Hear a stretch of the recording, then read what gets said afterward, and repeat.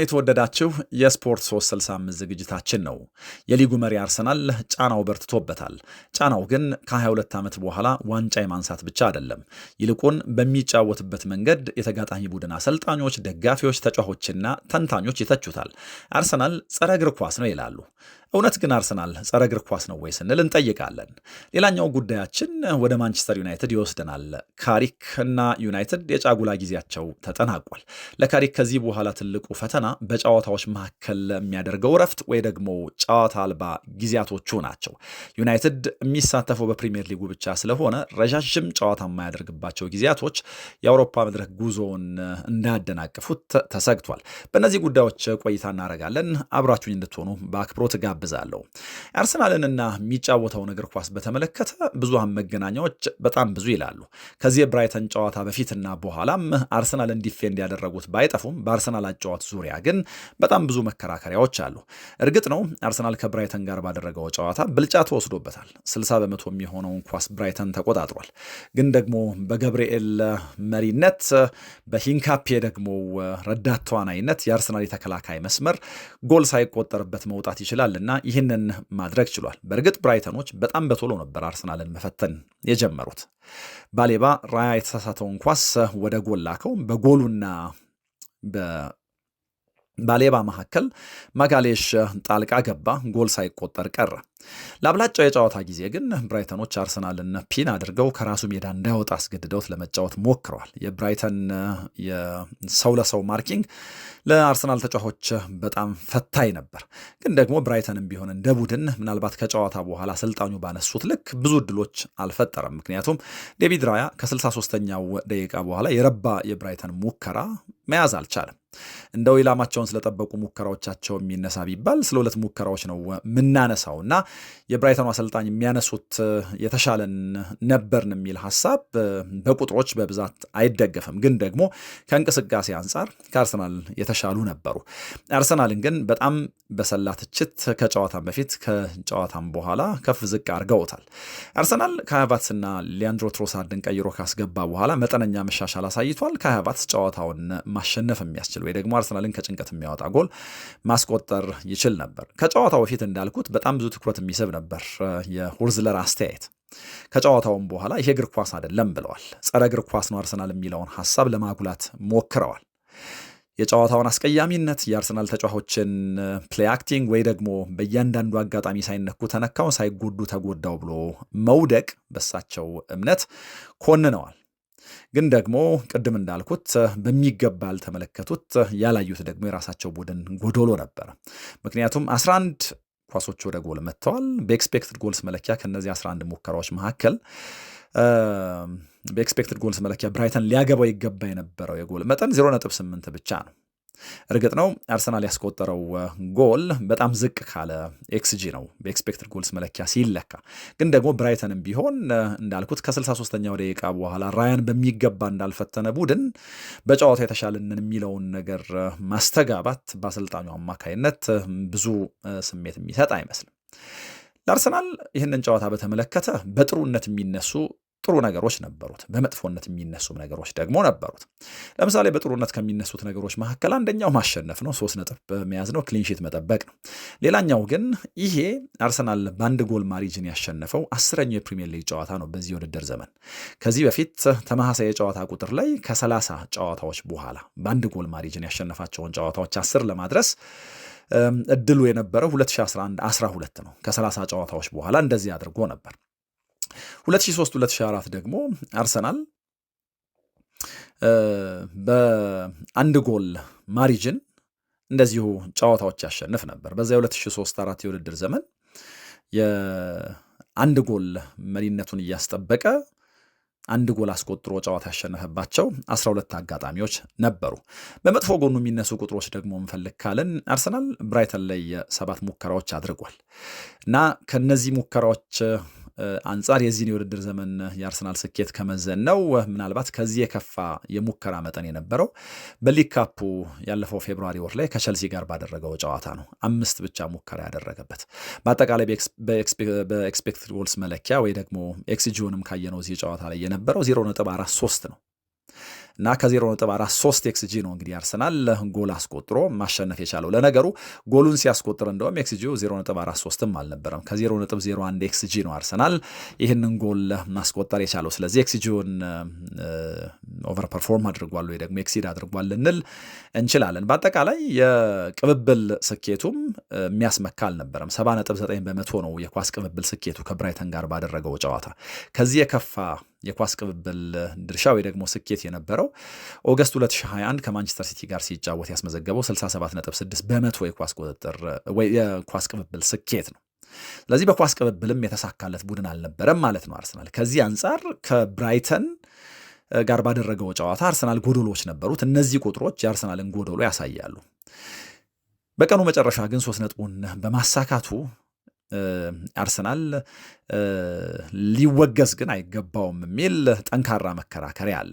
ልክ ነው፣ ብራይተን በጨዋታው ብልጫ ወስዷል። በብልጫው ልክ ግን ሙከራዎች አላደረገም ወይ ደግሞ በብልጫው ልክ ጨዋታውን ለማሸነፍ አቅም አልነበረውም። አርሰናልን በተመለከተ ግን ለሚነሱት ክርክሮች ቅድም ያነሷቸው ቁጥሮች የቅብብል ስኬት ወይ ደግሞ የሙከራ መጠን የዚህን የውድድር ዘመን አርሰናል ወይ ደግሞ ከብራይተን ጋር የተጫወተውን አርሰናል በተመለከተ ከፐርፎርማንስ አንጻር እንድንጠይቅ የሚያደርግ ነው። ቅድም ከምንለው ማሸነፉ ሊያሳፍር የሚገባ ወይ ደግሞ ማሸነፉ አንገት የሚያስደፋ እንኳን ባይሆን ያሸነፈበትን መንገድ በተመለከተ ግን መጠየቅ አስፈላጊ ነው። እርግጥ ነው የአርሰናል ደጋፊዎች በውድድር ዘመኑ መጨረሻ ቡድናቸው እንደዚህ እያሸነፈ ሻምፒዮን ቢሆን የሚጠሉ አይመስልም። ግን ደግሞ እንደዚህ ባለ መንገድ እያሸነፉ ጨዋታዎችን እስከ መጨረሻው ድረስ መቀጠል ይቻላሉ የሚለው ትልቅ ጥያቄ ነው። ጥሩ ነገር ኖቲንግሃም ፎረስት ማንቸስተር ሲቲ ነጥብ ማስጣሉ ነው። እንደውም ወደ ኢትሃድ ከተጓዙ የኖቲንግሃም ፎረስት ደጋፊዎች ይልቅ ወደ አሜክስ የተጓዙት የአርሰናል ደጋፊዎች በኖቲንግሃም ፎረስት ጎል ጨፍረዋል ተብሎ ተሹፏል። ከፐርፎርማንስ አንጻር ያለውን ነገር ነውና ግን እያየን ያለነው አርሰናል ጸረ እግር ኳስ ነው ወይ ለሚለውም ጥያቄ መንደርደሪያ እንዲሆነን ነውና እነዚህን ጉዳዮች የምናነሳው ብራይተን የተሻለ ነው የሚለውን ነገር ለጊዜው እናስምርበት። አርሰናል ከዛ የቡካዮ ሳካ የጨዋታ አሸናፊ ጎል በኋላ ሁለተኛ የረባ ሙከራውን ለማድረግ ሁለተኛው አጋማሽ ድረስም ቆይቷል። ስለዚህ ይሄም አርሰናልን እዚህ ጨዋታ ላይ ከብራይተን ጋር በተደረገው የ90 ደቂቃ ጨዋታ ያሳንሰዋል። ለምንድን ነው ግን አርሰናል እንደዚህ ያለ መንገድ የሚጫወተው? ኋላ ላይ በዝርዝር እናነሳዋለን። ምክንያቱም ርዕሳችን ላይ ካነሳናቸው ነገሮች አንደኛው በዚህ ውድድር ዘመን ፉክክሩ ለምንድን ነው እንደከዚህ ቀደሙ ያልሆነው የሚል ርዕስ ተጠቅመናል። ይህንም በዝርዝር ለማብራራት ሞክራለሁ። አርቴታን በተመለከተ ግን በጣም ደስተኛ ነው። እንደ ቡድን የሚኬል አርቴታ አርሰናል ኳስ ይዞ እንዲቆጣጠር የተሰራ እንደሆነ ጥርጥር የለውም። አንዳንዶች አሁን አርሰናልን በተመለከተ ለአርሰናል የሚከራከሩበት ዋነኛ ምክንያት ይሄ ነው። አብዛኞቹ ቡድኖች ከአርሰናል ጋር ሲጫወቱ የሚከተሉት አፕሮች አርሰናል እንደዚህ ባለ መንገድ ጨዋታዎችን እንዲመራ፣ ጨዋታዎች ላይ እንደዚህ ባለ መንገድ አሰልች እንዲሆን የራሱንን አስተዋጽኦ አበርክቷል ይላሉ። ይህም በዝርዝር የሚነሳ ነገር ነው። ግን በጥቅሉ ሚኬል አርቴታ ቡድኑ ኤክስፓንሲቭ እግር ኳስ እንዲጫወት እንደሚፈልግ ምንም ጥርጥር የለውም። የሜዳው ጠርዝ ላይ ሆኖ ከብራይተኑ ጨዋታም እንደተመለከት ነው ተጫዋቾቹ ወደ ብራይተን ሜዳ ጨዋታውን እንዲወስዱት ወደ ላይኛው የሜዳ ክፍል እንዲሄዱ በተደጋጋሚ በእጁ ምልክት ይሰጥ ሞራልም ይሰጣቸው ነበር እና ኳስ ተቆጣጥሮ መጫወት ላይ መሰረት ያደረገ ስልጠናው በተጋጣሚዎቹ በራሱም ቡድን ተጫዋቾች ድካም በተለያየ ምክንያት በጫና የምንበለው የታሰበውን አይነት መልክ አልያዘ ሊሆን ይችላል በአንዳንድ አጋጣሚዎች። ግን ደግሞ የአሰልጣኙ ሐሳብ የአሰልጣኙ ፍላጎት ሁል ጊዜም ቢሆን እንደዚህ ያለ እግር ኳስ መጫወት ነው የሚለው ምናልባት እድሉን ባገኙባቸው ጨዋታዎች እንደዚህ ስላላደረጉ ቅድም ከምንለው ሐሳብ ጋር ሊጋጭ ይችላልና የአሰልጣኙ ሐሳብ ነው የሚለው ድምዳሜ ላይ መድረስ ከባድ ይመስለኛል።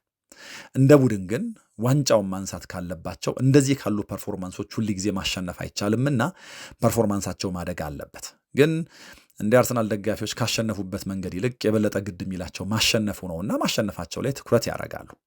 ከጨዋታው በፊት ለአርሰናል ደጋፊዎች በጣም ትልቁ ጭንቅ የነበረው የሚመስለኝ ኢትሃድ ላይ ሲቲ የሚገጥመው ደካማውን ኖቲንግሃም ነው። እኛ ደግሞ የምንጫወተው ወደ አሜክስ ሄደን ሁልጊዜ የሚፈትነንም ብራይተን ነው።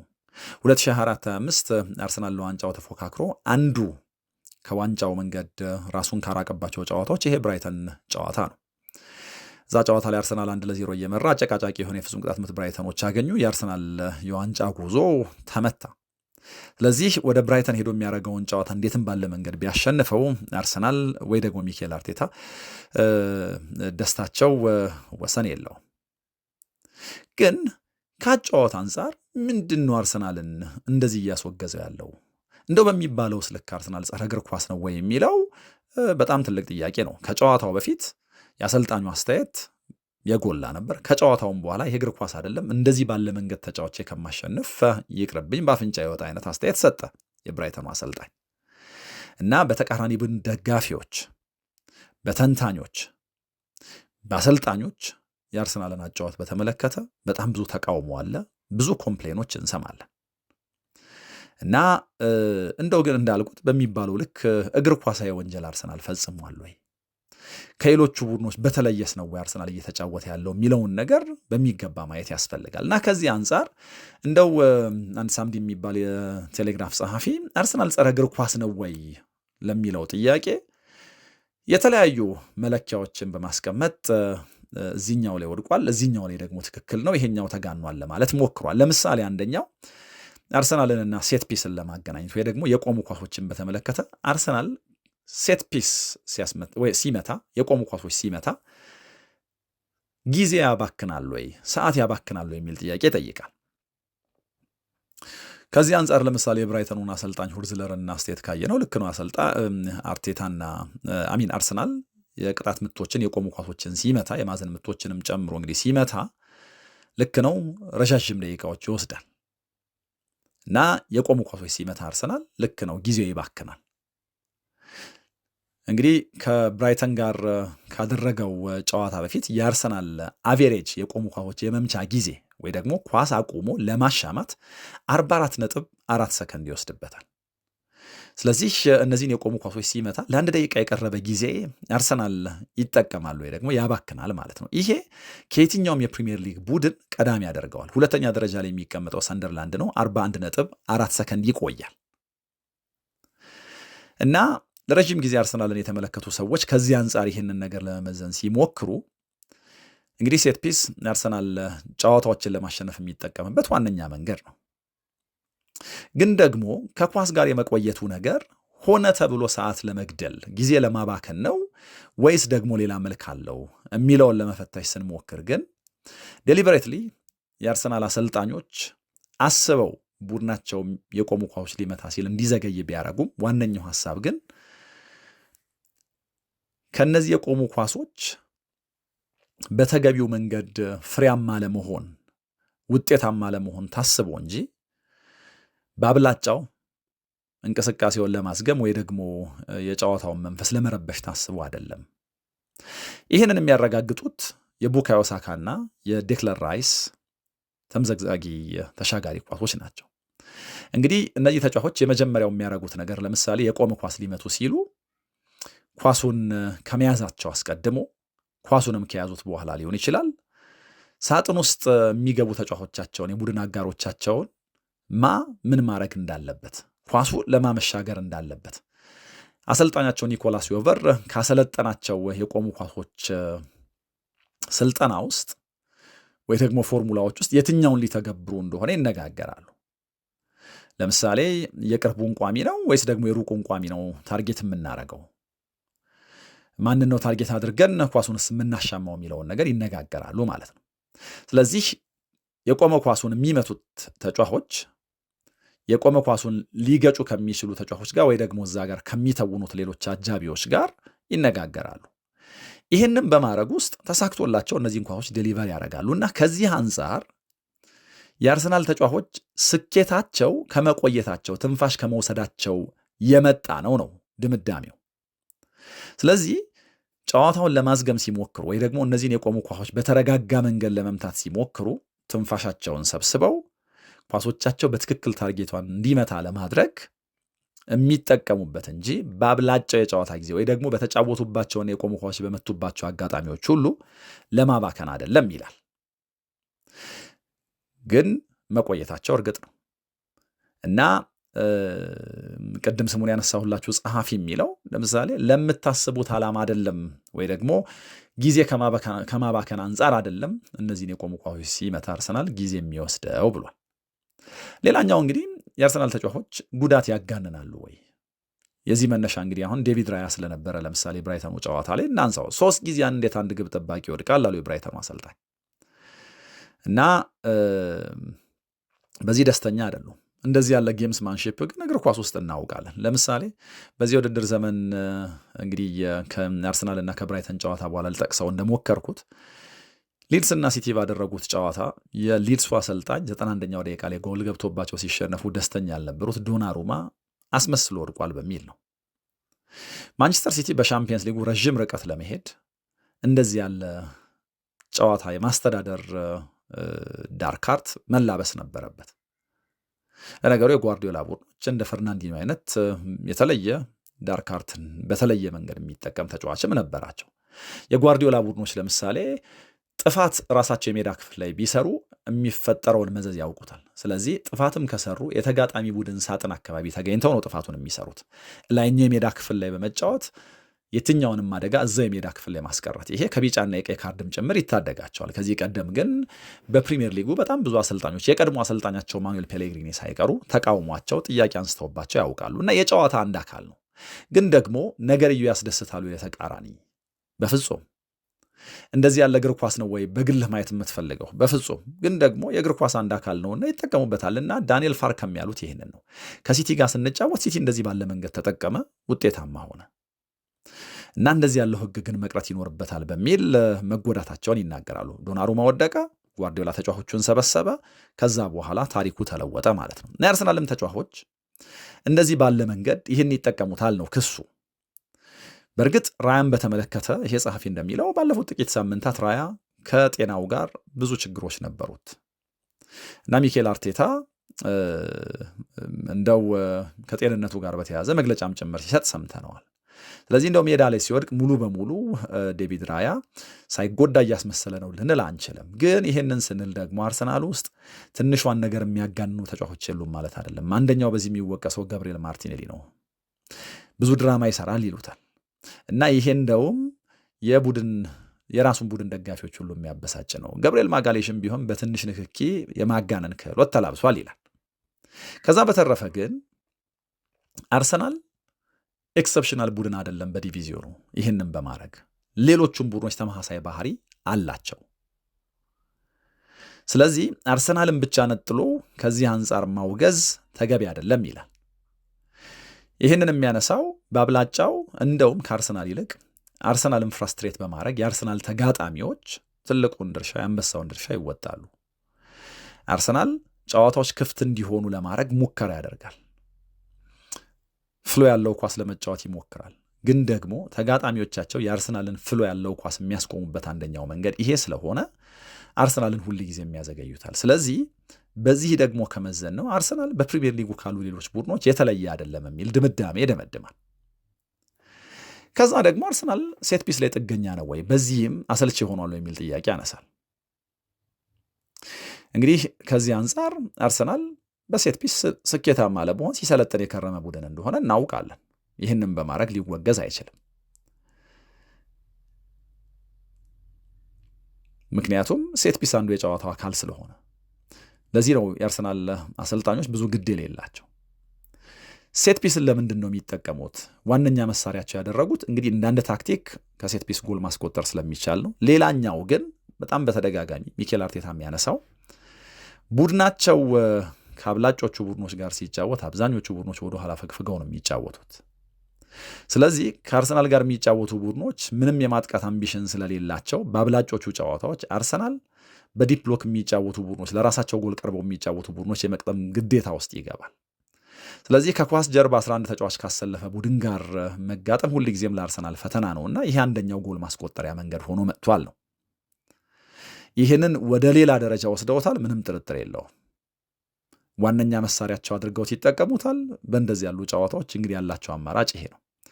ከዚህ ቀደም በሊጉ ሲቲ እና ሊቨርፑል ዶሚኔት ባረጉበት ጊዜ እንዳደረጉት 4 እና 5 ጎል እያስቆጠሩ ጨዋታዎችን አያሸንፉም። ይሄ ኋላ ከማነሳው የፕሪሚየር ሊጉ ፉክክር ለምን ከሌላው ጊዜ ቀነስ አለ፣ ትልልቆቹ ቡድኖች ለምን በቀላሉ ጨዋታ አያሸንፉም ለሚለው ጥያቄያችን ጥሩ ማስረጃ ይሆነናል። እንግዲህ አርሰናልን በተመለከተ ግን እንደው የሴት ፒስ ጉዳይ ከተነሳ ከክፍት ጨዋታ ጎል አያስቆጥርም ወይ ለሚለው ለምሳሌ ቶትናም በዚህ ውድድር ዘመን ደካማ ሊሆን ይችላል። ግን የቅርብ ጊዜ ትዝታው አርሰናል ከፍቶ ከሚጫወትለት ቶትናም ጋር 4-1 በሆነ ውጤት ጨዋታውን አሸንፎ ክፍት ጨዋታዎች ላይ ምን ማድረግ እንደሚችል አሳይቷል ነው የሚለው። ስለዚህ በዚህ አርሰናልን ደግሞ ሊከላከሉት የሚሞክሩ አይጠፉም ማለት ነው። በእርግጥ ይሄ ማለት ግን አርሰናል ጨዋታው በተከፈተ ቁጥር ሁሉ ደግሞ የተሻለ ቡድን ነበረ ወይ የሚል ጥያቄ እንድናነሳ ያደርገናል። ይሄም ምናልባት በተለየ መልኩ ሊነሳ ይችላል። ግን ይሄ ደግሞ የጨዋታ አንድ አካል ነው። በሁሉም ጨዋታዎች ጥሩ ሆኖ ሊያሸንፍ አይችልም። እንግዲህ የአርሰናል የዚህ ውድድር ዘመን ውህደት አልባ መሆን ወይ ደግሞ ማራኪ አለመሆን የተለያዩ ምክንያቶች አሉት። አንደኛ በተለያየ ጊዜ የዚህ ቡድን ተጫዋቾች አንደኛው ሲመጣ የሌላኛው የመጎዳት ጉዳይ፣ ሁለተኛ ውስን ተጫዋቾች ጫና በዝቶባቸው መጫወታቸው፣ ሶስተኛ ቅድም ያልነው የተጋጣሚዎቻቸው አፕሮች ነው። በዚህ ምክንያት አብዛኞቹ የአርሰናል ጨዋታዎች ብዙ ሙከራ የሌላቸው ወይ ደግሞ ጎል የሌላቸው ይሆናሉ ማለት ነው። እንደዚህ ባለ መንገድ የፕሪሚየር ሊጉን ቢያሸነፉስ መጨረሻ ላይ ስለማሸነፋቸው እንጂ ስላሸነፉበት መንገድ ቅድም እንዳልኩት የሚወራ አይመስለኝም። ፕሪሚየር ሊጉን በተመለከተ ግን በጣም ትልልቅ ጥያቄዎች ይነሳሉ። እንዳልነው በዚህ ውድድር ዘመን አብዛኞቹ ትልልቅ ቡድኖች እየተፈተኑ ነው ጨዋታ የሚያሸንፉት። አርሰናልን ከዚህ አንጻር ለምሳሌ ልንመዝነው ሞክረናል እና ቅድም ያነሳናቸው መለኪያዎች እንግዲህ ጨዋታ ካለማሸነፍ አብዛኞቹን ጨዋታዎች በቀላሉ ሊያሸንፉ ይችላል ተብሎ ታስቦ ታይት በሆነ እንደው በጣም በጠባብ ማርጂን ጨዋታ ማሸነፋቸው ነው እነዚህን ነገሮች እንድንዘረዝር ያደረገ እና ይህን እየዘረዘርን ሴት ፒስ ጋር ደረስን እና እዚህም ጋር እንደው አርሰናል ጥፋተኛ ነው የሚለው ነገር ሲነሳ ለምሳሌ አይ አርሰናል ሳይሆን ተጋጣሚዎቹ ናቸው ብሌም ሊደረጉ የሚገባቸው ይላል በጽሁፉ። ስለዚህ የጽሁፉ መደምደሚያ አርሰናል የሚጫወተው እግር ኳስ በዚህ ውድድር ዘመን በሁሉም አጋጣሚዎች የሚስብ አይደለም፣ ግን ደግሞ አርሰናል የሚስብ እግር ኳስ የተጫወተባቸው አጋጣሚዎች የሉም ማለት ደግሞ አይደለም። እንደዛ ባሉ ክፍት ጨዋታዎች የተሻለ ይጫወታል። የተጋጣሚዎቹ ዘግቶ መጫወት የአርሰናልን እንቅስቃሴ ዝግ ለማድረግ መሞከር ግን አርሰናልንም ወደ እንደዚህ አይነት ቡድንነት ቀይሮታል። እዚህ ላይ ከ22 ዓመት በኋላ ዋንጫ ለማንሳት የሚደረግ ጥረት ወይ ደግሞ ጫና የመጣው የሆነ አይነት መጠንቀቅ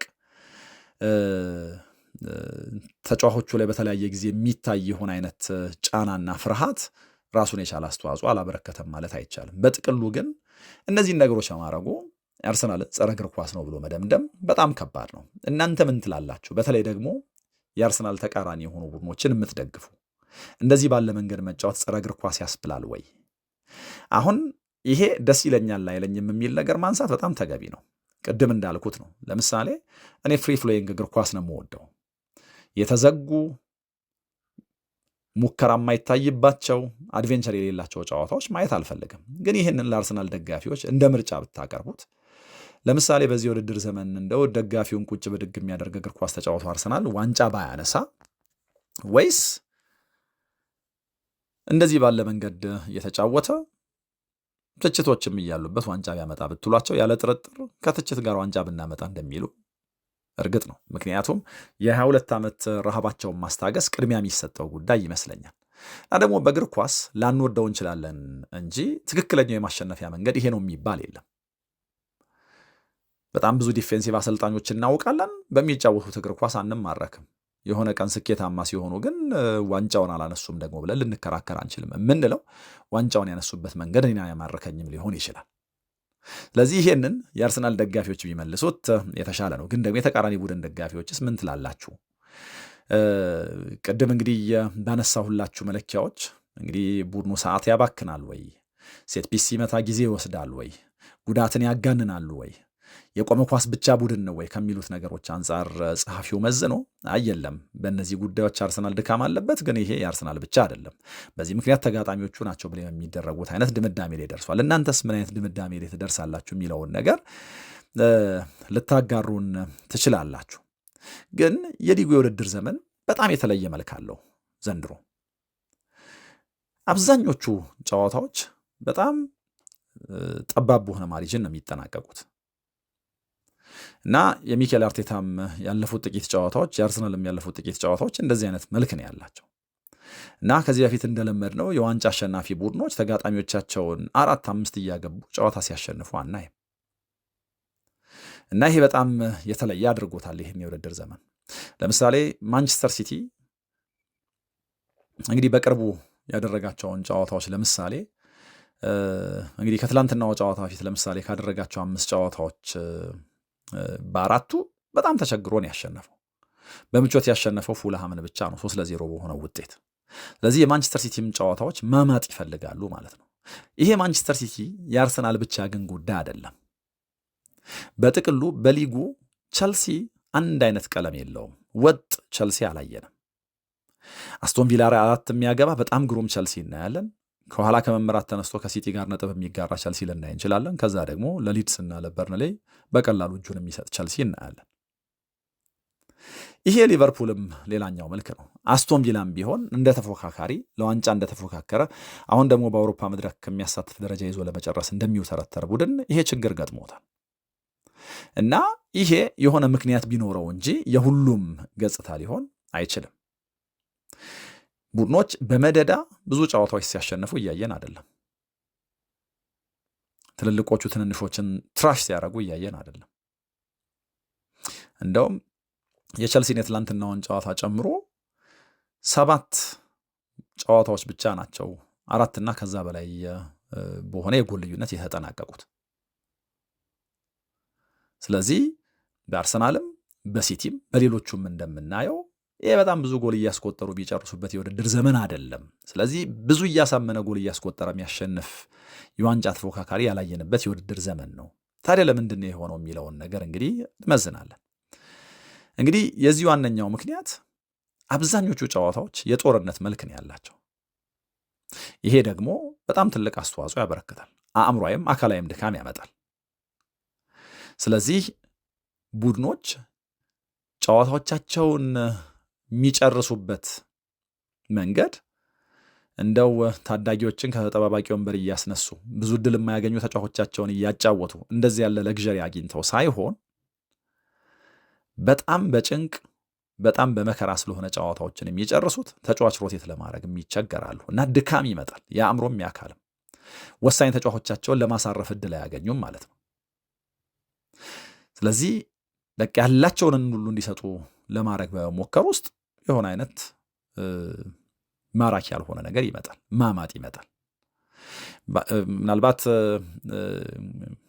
ከዚህ በፊት የነበሩትን 10 ዓመት ምናምን ወደ ኋላ ሄደን የነበሩትን ፉክክሮች ብናይ ለዋንጫው የሚፎካከሩት ቡድኖች ለምሳሌ በሊቨርፑልና በሲቲ መካከል በነበሩት ፉክክሮች ለፐርፌክሽን የቀረበ ልህቀት እነዚህ ቡድኖች ላይ ይታያል። ዋነኛው ልዩነት በእነዚህ ጊዜያቶች የነበረው እነዚህ ሶኮልድ የሱፐር ሊግ ክለቦች ትልቅ አቅም ያላቸው የገንዘብ አቅም ያላቸው ክለቦች ከትንንሾቹ ጋር የሚያደርጉትን ጨዋታ 4-5 እያገቡ የሚያሸንፉበት ጊዜ ነበር።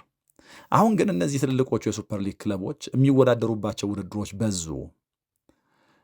በጣም ኮንጀስትድ ሆነ ፊክስቸሩ። በየተወሰኑ ቀናት ጨዋታ የማድረግ ግዴታ ውስጥ ገቡ። ይሄ ጉዳት እያመጣ አስቀድሞ ዴብዝ አላቸው ለግዠሪ ያላቸው የሚባሉ ቡድኖች እንኳ ችግር ውስጥ ወደቁ። በተመሳሳይ ጊዜ በጣም ብዙ ተጫዋቾች እየተጎዱባቸው።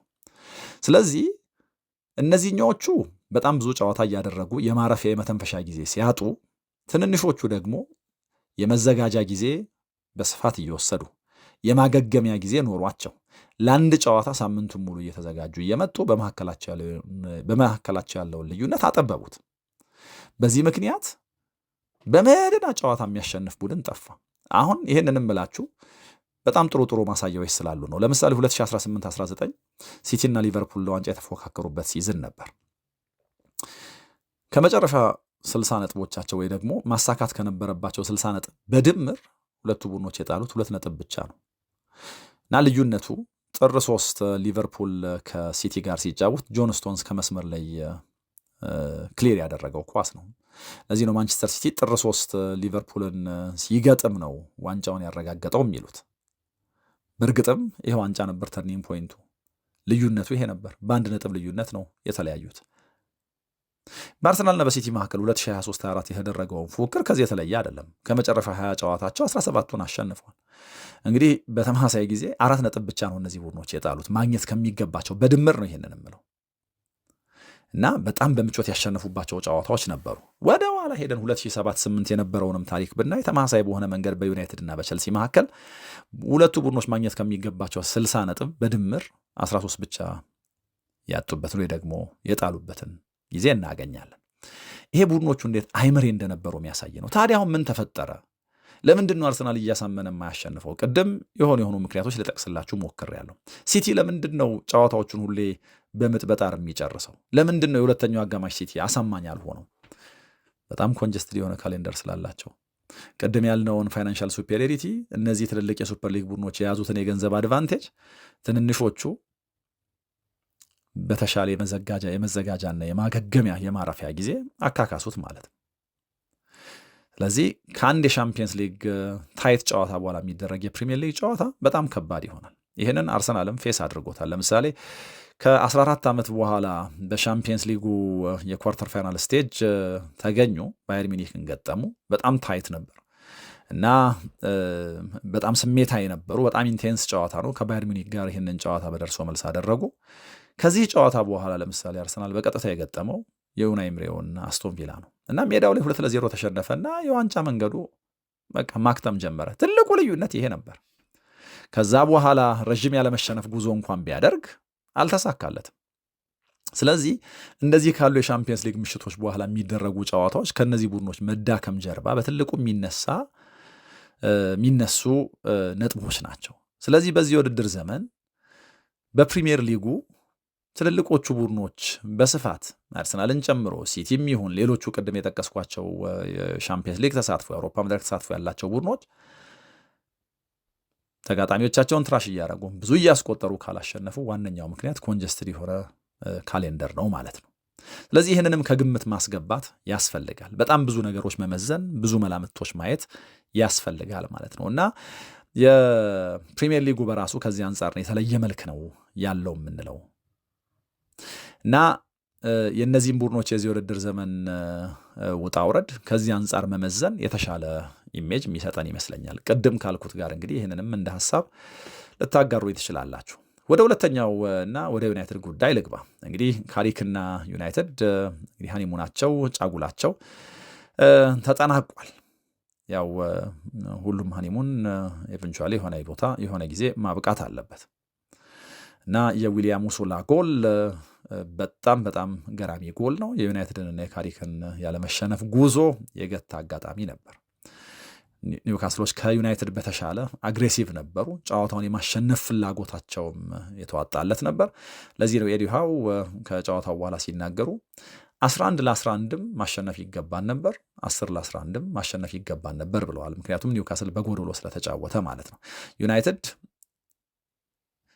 ጭማሪ ተጫዋች እንዳለው ቡድን አልተጫወተም። ይልቁን ጭማሪ ያለው ይመስለው የነበረው ኒውካስል ነው። ምንም እንኳ ኳሱን ቢይዙትም አደጋ ግን መፍጠር አልቻሉም እና የካሪክ ቡድን የነበረውን የሰው አድቫንቴጅ መጠቀም አልቻለም። እዚህ ጨዋታ ላይ ድራማዊ በሆነ መንገድ ጃኮብ ራምሴይ በሲሙሌሽን በቀይ ካርድ ወጥቷል፣ በሁለት ቢጫ። ከሱ ይልቅ ግን የዚህ የጆኤሊንተን ጉዳይ አነጋጋሪ ነው። ከዚህ ቀደም ጃክ ግሪሊሽ ይመስለኛል እንደዚህ ባለ መንገድ ለዳኛው የሹፈት አጨብጭቦ በቀይ ካርድ ወጥቷል እና የኮንሲስተንሲ ጉዳይ ከፕሪሚየር ሊጉ ዳኝነት ጋር የሚያያዘው የሚነሳው ለዚህ ነው። የራምሴ ግን አጠራጣሪ ነገሮች ነበሩት፣ አጨቃጫቂም ጭምር ነው። ከዛ በኋላ ግን የፍጹም ቅጣት ምት ሲመታ ችግር የሌለበት ጎርደን ጎል አስቆጠረ እና ዩናይትድ ማገገም አልቻለም። በእርግጥ ከጎርደን ጎል በኋላ ያው እንደምናውቀው ዩናይትድ በካሲሚሮ አማካኝነት ጎል አስቆጥሮ ወደ ጨዋታው መጥቷል።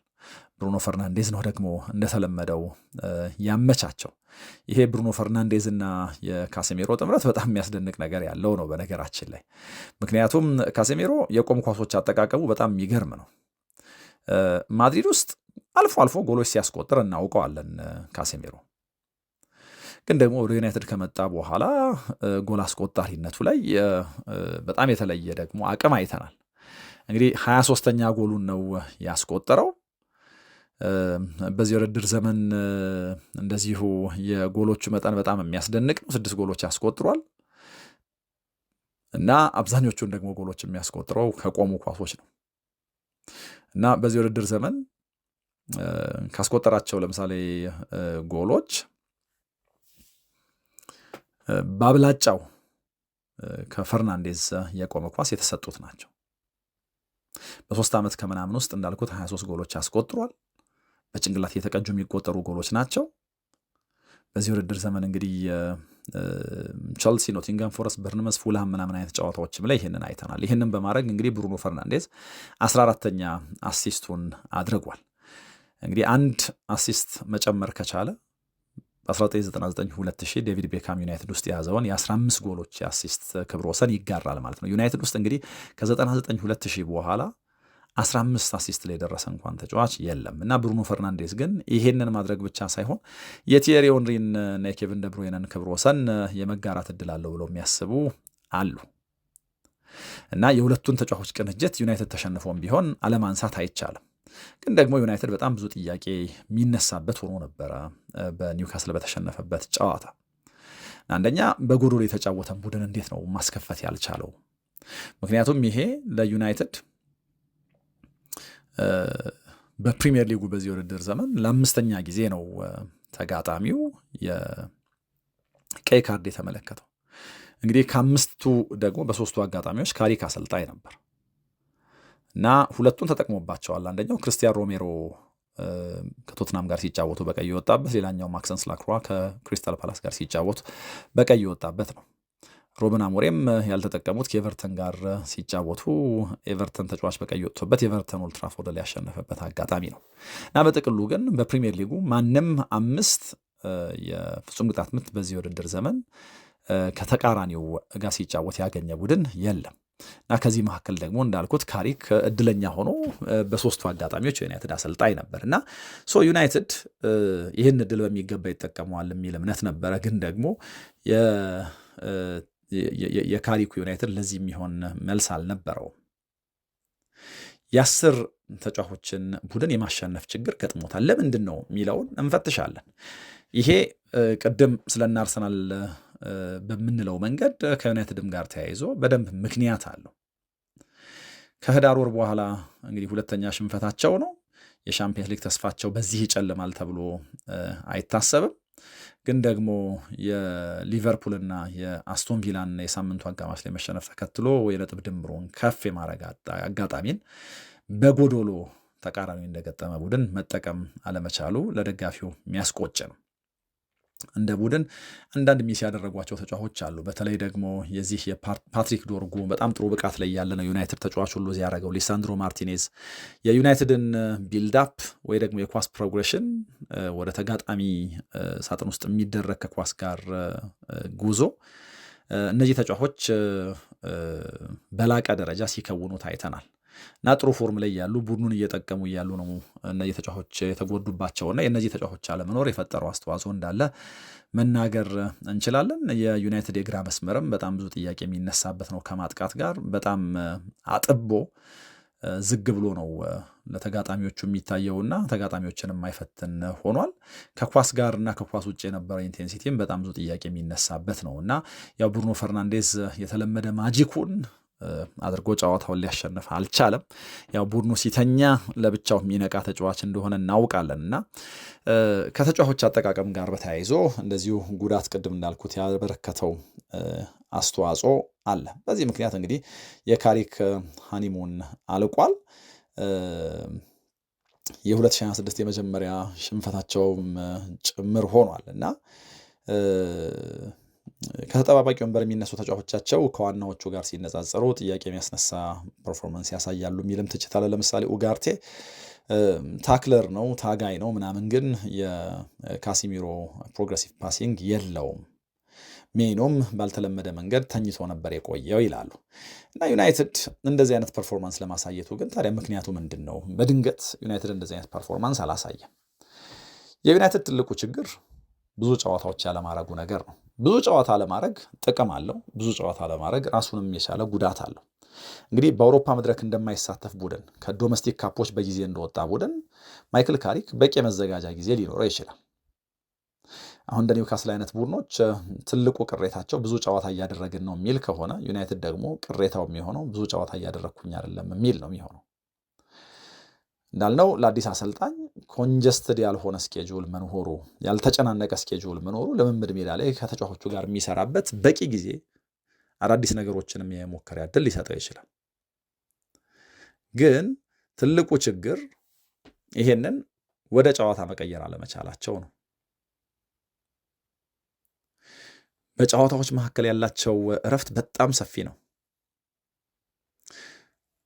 ሰፊ የመዘጋጃ ጊዜ ያላቸው፣ የማገገሚያ ጊዜ ያላቸው፣ ግን ይሄ ሞመንተማቸውን እያበላሸው ላለመሆኑ ምንም መከራከሪያ ይዞ መምጣት አይቻልም። ከአንድ ጨዋታ ወደ ሌላ ጨዋታ የሚደረገው ሽግግር የበለጠ ሞመንተም ለማስቀጠል እድል አለው። አንዳንድ ቡድኖች ሊግ እየመሩ በመሃል ለረፍት ሊጉ ተበትኖ ሲመለሱ እንደው በአውሮፓ መድረክ መሳተፉ ይቅርና በዚህ ውድድር ዘመን ዓላማቸው ምንድን ነው የሚያስብል ጥያቄ አስነስተው ያውቃሉ።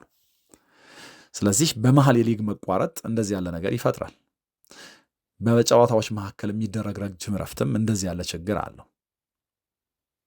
ለዚህ ነው ዩናይትድ ከ10 ተጫዋቾች ጋር የተጫወተውን በተቃራኒ የገጠመውን ኒውካስልን ለማሸነፍ እድል ያላገኘው። እንግዲህ ክሪስታል ፓላስን ካሸነፉ ከ3 ከምናምን ቀናት በኋላ በተደረገ ጨዋታ ዩናይትድ ለምን እንደዚህ ሆነ፣ በቶሎ አይደለ ወይ ይሄ ጨዋታ የተደረገው የሚል ነገር ሊነሳ ይችላል። ግን ወደ ኋላ ሄደን ጥቂት ጨዋታዎችን እኒ ለምሳሌ ዩናይትድ ባለፈው ወር ከዌስትሃም ጋር ተጫወተ እና እዛ ጨዋታ ላይ ያው ባለቀ ሰዓት ያቻነት ጎል ማስቆጠር ነበረባቸው።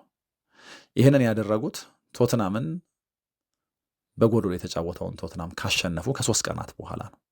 ስለዚህ ቶትናምን ከገጠሙ ከ3 ቀናት በኋላ የተደረገው የዌስትሃም ጨዋታ በጣም ያማጡበት ነው። በተመሳሳይ መንገድ ክሪስታል ፓላስን ከገጠሙ በኋላ ኒውካስልን የገጠሙበት ጨዋታ ኒውካስል በ10 ተጫውቶ ልክ እንደ ቶትናም ሁሉ ያማጡበት ነው እና ጨዋታዎችን ዩናይትድ በጣም ዝግ ብሎ ይጀምራል እና ይሄ ዝግ ብሎ የመጀመሩ ደግሞ ጉዳይ በደንብ ምክንያት አለው። ለምሳሌ ትላንት ከዩናይትድ ጋር በተቃራኒ የተጫወተው ኒውካስል በዚህ ውድድር ዘመን ከህዳር ወር በኋላ እንኳን ያደረገው ጨዋታ 29 ነው። ከህዳሩ የኢንተርናሽናል ብሬክ በኋላ ማለት ነው። እና በዚህ መካከል የኒውካስል ተጫዋቾች ያገኙት ጨዋታ ሳያደርጉ ያገኙት ትልቁ ረፍት የ6 ቀን ብቻ ነው። ዩናይትድ በንጽጽር ከኒውካስል በዚህ ጊዜ ውስጥ በ10 ያነሰ ጨዋታ ነው ያደረገው። ዌስትሃም፣ ኤቨርተን፣ ፓላስ እና ኒውካስል እና በእነዚህ ጨዋታዎች ምክንያት ዩናይትድ በጣም ስትራግል እያደረገ ነው። ጥቂት ጨዋታ ያደረገም ቢመስል የዚህ ምክንያት ለምሳሌ ዩናይትድ ዌስትሃምንና ኤቨርተንን በገጠመበት ጊዜ ወይ ደግሞ በሁለቱ ጨዋታዎች መካከል የ13 ቀን ክፍተት ነበር። ይሄ በጣም መጥፎ ዜና ነው እና እንደዚህ ያሉ ደግሞ ክፍተቶች፣ እንደዚህ ያሉ እረፍቶች አሁን የውድድሩ የኋለኛው ምዕራፍ ላይ በስፋት አሉ። ለምሳሌ ኦልድ ትራፎርድ ላይ በዚህ ወር ማርች 15 አስቶን ቪላን ከመግጠሙ በፊት እንግዲህ አሁን ለ10 ቀን ምናምን ደግሞ ሊያርፍ ነው ዩናይትድ ማለት ነው። ከዛ በኋላ ደግሞ ዩናይትድ በርንመዝን ማርች 20 ከዛ ደግሞ እንግዲህ ወደ ኋላ የተለጠጠውና የተገፋውን የሊድስ ጨዋታ ኤፕሪል 13 በሚያደርግበት ጊዜ መካከል የ24 ቀን ክፍተት አለ። አሁን እንደ አሰልጣኝ ይህንን እንዴት ነው ማጥበብ የሚቻለው? አንድ የአውሮፓ መድረክ ተሳትፎ ማድረግ የሚፈልግ ቡድን መጫወት እየረሳ ነው ወደ ጨዋታ የሚመጣው ማለት ነው። ስለዚህ በጣም ትልቅ ፈተና ሆኖበታል ለማይክል ካሪክ። የኡናይ ኤምሬ ቡድን በቸልሲ ከተሸነፈ በኋላ ዩናይትድ እንግዲህ ቅድም እንዳልኩት በጣም ትልቅ እድል ነበረው ከነዚህ ቡድኖች የመራቅ። ግን ከአስቶን ቪላ ጋር እንግዲህ በጎል ዲፍረንስ ተለያይቶ እዚህ ቦታ ላይ ተቀምጧል። ያለፉት ሳምንታት የጨዋታ ማሸነፍ ግስጋሴው ለዚህ ረድቶታል። ለነገሩ ወደ ሴንት ጄምስ ፓርክ ሄዶ ሲጫወት ዩናይትድ ጥሩ ሪከርድ የለውም። ከ2015 በኋላ ደጋፊ እያለ ኒውካስልን ያሸነፈው አንድ ጊዜ ብቻ ነው ወደ ሴንት ጄምስ ፓርክ ሄዶ። ስለዚህ እዛ መጫወት ይቸገራል። በጥቅሉ ፐርፎርማንሱ ደካማ ነበር። በ10 የተጫወተው ቡድን ዩናይትድን አውትስማርት አድርጎታል። የዩናይትድ ቦጊትም እየሆነም ጭምር መጥቷል። አሁን ከሁሉም በላይ ግን ትልቁ መነጋገሪያ የነበረው ዩናይትድ እንደዚህ አይነት ነገር በጨዋታ መሀል ሊገጥመው ይችላል፣ እንዴት እነዚህን ቀናቶች ያስተዳድር የሚል ነው። ስለዚህ በጨዋታዎች መካከል ያለ ትልቅ ክፍተት የዩናይትድ ተጫዋቾችን ሞመንተም አበላሽቷል። እንደው ጨዋታ ላይ በየአጋጣሚው ስልተ ምታቸውን አግኝተው እንዳይጫወቱ በተገቢው መንገድ ተጽዕኖ እንዳይፈጥሩ አድርጓቸዋል እና ይሄ ከዌስትሃም፣ ኤቨርተን፣ ፓላስ፣ ኒውካስል ጋር በተደረጉ ጨዋታዎች ሁሉ ላይ የታየ ነው። በጣም ዝግ ብለው መጀመራቸው እና ኋላ ነው ዩናይትድ እየነቃ እነዚህን ጨዋታዎች ያሸነፈው እንጂ አጀማመሩ በጣም ዝግ ያለ ነበር እና ለዚህ ትልቅ አስተዋጽኦ የሚያበረክተው የጨዋታዎቹ ቁጥር ማነስ ነው እና ማይክል ካሪክ እንግዲህ በመሃል ከዚህ በኋላ እንግዲህ በ39 ቀናት ውስጥ 2 ጨዋታዎች ደግሞ ብቻ የሚያደርግበት ጊዜ መጥቷል እና በዚህ መካከል ተጫዋቾቹ ምንድን ነው የሚያደርጉት? ልምምድ እየሰሩ በምንድን ነው የሚፈተኑት? አሁን ከዛ በኋላ ደግሞ ጨዋታ ረስተው ወደ ጨዋታ ሲመለሱ ምን አይነት አቋም ዩናይትድ ሊያሳይ እንደሚችል እርግጠኛ መሆን አይቻልም እና ከዩናይትድ ደካማ ፐርፎርማንስ ወይ ደግሞ እንደዚህ ያለ መጥፎ ቀን በኋላ እንደ ሰበብ ሊነሳ የሚችል አንድ ነገር ካለ ይሄ ጨዋታዎች እየረሳ የመጫወት ነገር ነው እና በመሃል ረዥም ረፍት እያደረጉ የመምጣት ነገር ነው። እናንተ እዚህ ላይ የሚሰማችሁን ልታጋሩን ትችላላችሁ። ፕሪሚየር ሊጉ ግን እንደዚህ ያሉ ሄድላይኖች እንደዚህ ያሉ መነጋገሪያ ነገሮች ይዞ እስከ መጨረሻው ድረስ ይቀጥላል። ለዋንጫ የሚደረገው ፉክክር፣ በሻምፒየንስ ሊግ የሚያሳትፍ ደረጃ ይዞ ለመጨረስ የሚደረገው ግብግብ፣ ላለመውረድ የሚደረገው ብርቱ ትግል ፕሪሚየር ሊጉን በቀጣዮቹ ጊዜያቶች ያደምቀዋል። እንግዲህ እነዚህን ጨዋታዎች እየተከተልን የተለያዩ ሀሳባችንን ማንሳት እንቀጥላለን። የእናንተም ሀሳብ አስተያየት ሁል ጊዜ ስለሚሰጥ ሁል ጊዜ ማብራችሁኝ ስላላችሁ ከልብ አመሰግናለሁ። በሌሎች ጉዳዮች ደግሞ ተመልሼ እመጣለሁ። ሰላም።